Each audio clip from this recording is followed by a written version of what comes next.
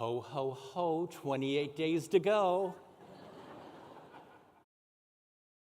You would think for somebody who knows the Christmas countdown, I wouldn't be surprised how fast time goes by.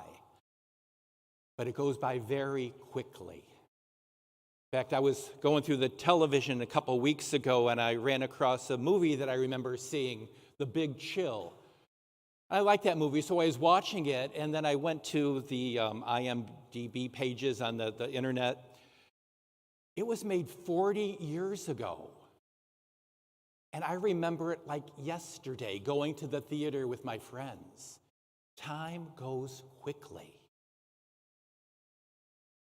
That's why, especially on this last Sunday of the church year, the church asks us to reflect.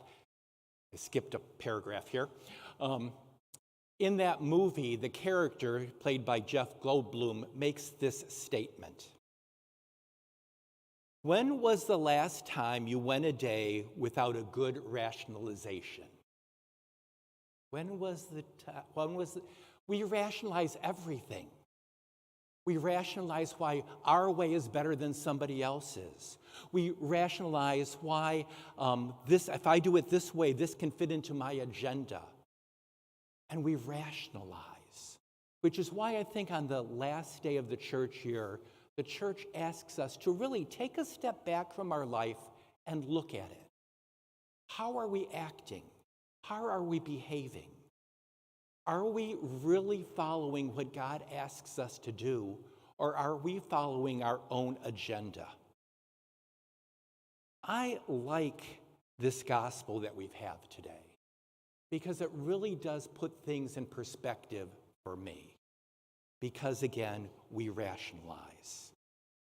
This parable of the sheep and goats isn't directed at the scribes or the Pharisees. It's directed at the people who were disciples of Jesus, the people who wanted to follow him. And Jesus says, are you living what you're supposed to do? If we look at this gospel, we see that the goats, the bad people, aren't accused of doing anything wrong.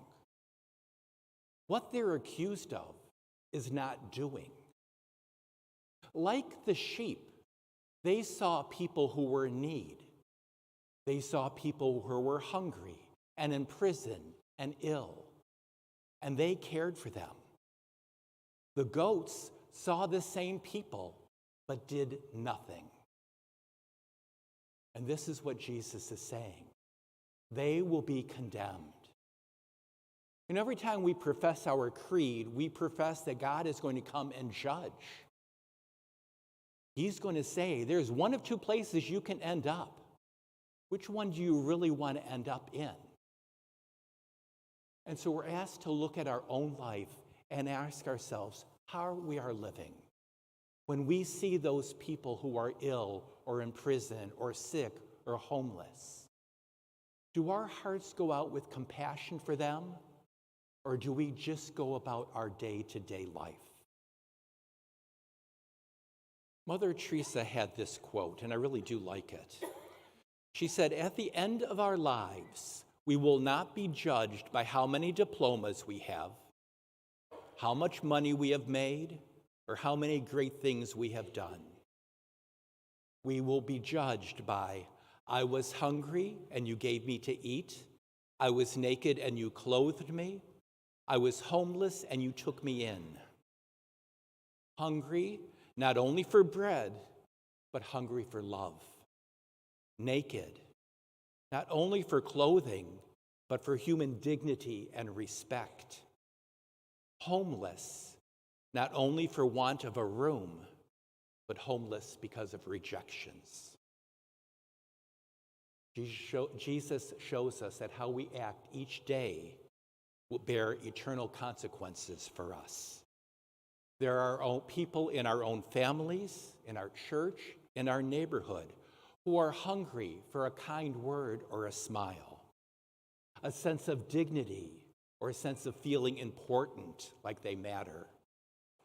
Do we recognize them and reach out to them? Because how we treat others is how we treat